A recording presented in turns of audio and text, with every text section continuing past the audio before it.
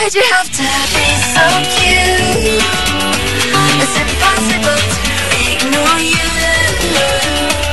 Sebagai manusia sosial adalah hal wajar bila kita saling tolong-menolong dengan sesama. Namun hanya manusia-manusia berhati sangat mulia yang mau berbagi dan menolong sesama tanpa memikirkan kehidupan pribadinya dan tanpa harus memilih-milih siapa yang akan dibantunya, seperti yang dilakukan oleh orang-orang berikut ini. Dan On The Spot telah merangkumnya dalam 7 manusia berhati seperti malaikat.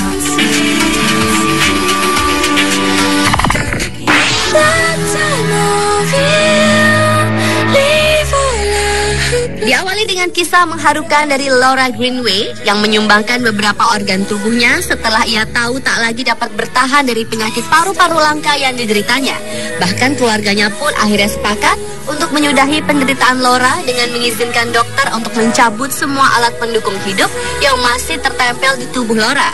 Setelah operasi, pemasangan paru-paru buatan justru mengakibatkan komplikasi yang membuat otak Laura kehilangan fungsi. Namun sekitar 1 tahun sebelumnya, Laura yang sadar penyakitnya tak dapat disembuhkan itu mendaftarkan diri sebagai pendonor organ. Seolah tak ingin kepergiannya sia-sia, ia pun menandatangani kontrak yang mengizinkan dokter mengambil organnya untuk orang lain setelah ia meninggal. Niat baik itu pun akhirnya terwujud setelah dokter mengangkat hati, ginjal, dan pankreasnya untuk membantu 3 pasien lain yang kritis. Dan gadis berusia 18 tahun asal Inggris itu telah menyelamatkan 3 nyawa sesamanya.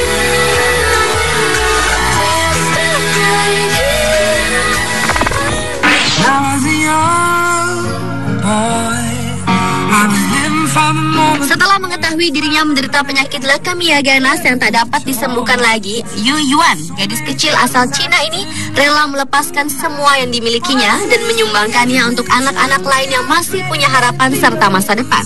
Gadis yatim piatu berumur 8 tahun ini rela melepaskan pengobatannya, padahal sebelumnya ia telah memiliki dana pengobatan sebanyak $540.000 yang didapat dari perkumpulan orang-orang Cina seluruh dunia. Namun ia justru membagikan dana tersebut kepada 7 anak kecil yang berasal dari keluarga kurang mampu yang juga sedang berjuang menghadapi kematian. Yu Yuan yang telah didiagnosa mengidap leukemia pada tahun 2005 ini juga telah mengatur segala sesuatu yang berhubungan dengan pemakamannya sendiri. Kisah kebesaran hati Yu Yuan itu pun ternyata diangkat oleh sebuah media lokal yang kemudian menarik perhatian internasional, sehingga Yu Yuan mendapat perhatian yang luar biasa pada saat ia menghembuskan nafas terakhirnya karena dikalahkan oleh penyakitnya.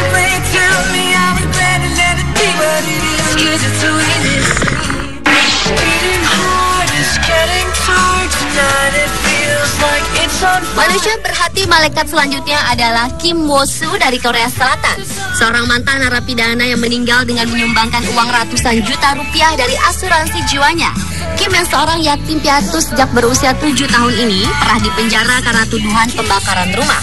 Mengingat masa kecilnya yang tak bahagia, Kim pun mulai rajin memberikan sumbangan sejak 6 bulan sebelum ia bebas dari penjara.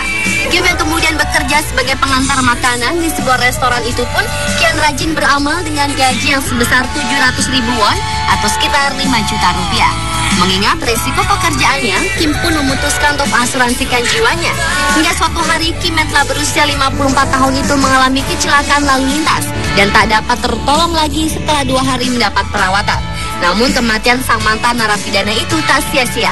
Kim yang terkenal dermawan itu pun menyumbangkan asuransi jiwanya yang sebesar 300 juta rupiah pada sebuah badan amal yang telah dipilihnya melalui jasa asuransinya.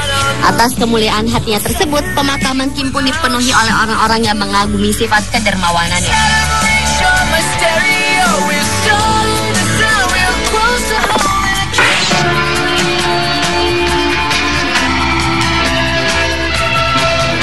Seorang dermawan tak dikenal telah meninggalkan setumpuk uang tunai dalam jumlah besar di sebuah toilet umum di Jepang.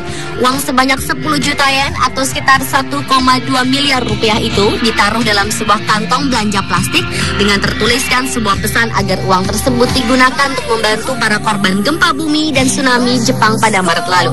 Juru bicara kota Sakado, Masumi Sekiguchi, mengatakan pemerintah kota akan menyumbangkan uang yang ditemukan pada 22 September tersebut kepada Palang Merah Jepang jika sang donatur tidak datang untuk mengambilnya kembali dalam waktu 3 bulan.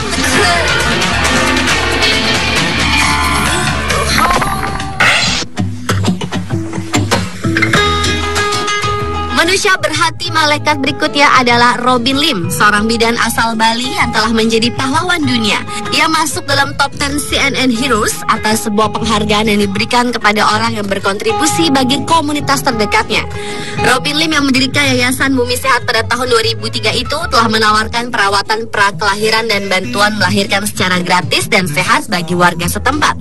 Yang tujuannya adalah mengurangi angka kematian anak dan ibu pada proses kelahiran yang sampai saat ini masih termasuk tinggi di kawasan Asia.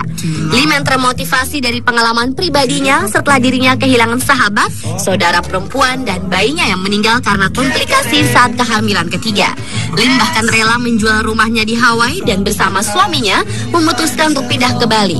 Bagi wanita yang dibesarkan di Filipina ini ada satu prinsip khusus dalam pelayanannya, di mana semua orang diberlakukan seperti pasien VIP di Bumi Sehat dengan kebaikan dan penuh hormat tanpa melihat strata sosial. Menurutnya kekayaan tak hanya dapat diperoleh dari profesinya sebagai bidan, melainkan ketulusan menolong untuk memperkaya hati. Selain di Bali, ia juga membuka klinik di Aceh sejak peristiwa tsunami Aceh 2006 lalu. Dan dengan 2 klinik yang ada di Bali dan Aceh, kliniknya kini telah melayani kelahiran 5.000 bayi. Hey baby.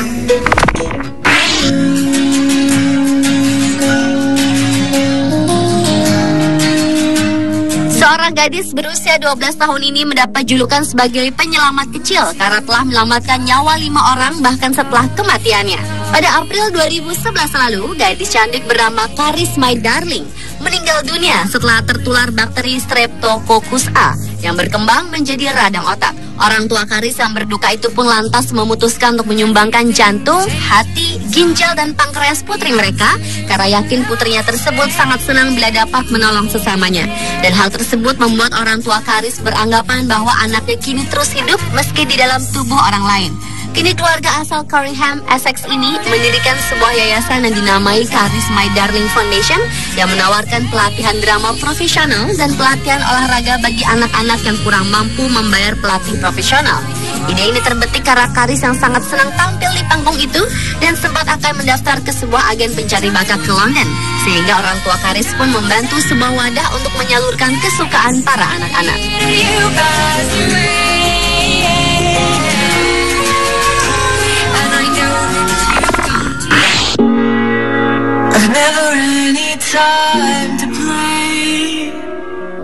Dan manusia berhati malaikat yang terakhir adalah Brandon Foster, seorang anak laki-laki dari Both Health, Washington, Amerika Serikat yang didiagnosa menderita leukemia limfoblastik akut pada tahun 2005 dan berkeinginan untuk memberi makan tunawisma dengan berkostum seperti malaikat dari surga sebelum ia meninggal. Kisah ini banyak menjadi inspirasi dan perhatian media nasional, bahkan menarik perhatian internasional. Bahkan untuk menghormati bocah yang akhirnya tutup usia pada umur 11 tahun ini, sebuah perusahaan media lokal di Seattle membuat Brandon Foster Food Drive, yaitu 7 unit truk yang berisikan bahan-bahan makanan serta uang tunai sebesar $95.000 atau sekitar 9 miliar rupiah lebih yang diperuntukkan pada para tunawisma. Sementara pada misi Union Rescue di Los Angeles, lebih dari 2.500 makanan telah disajikan untuk para tunawisma dengan nama Brandon's. Dan karena sosoknya demikian inspiratif tersebut, pemakaman Brandon yang dilakukan pada November 2008 lalu di Evergreen Wash Haley Cemetery dibiayai oleh grup football Seahawks NFL cabang Seattle di Washington.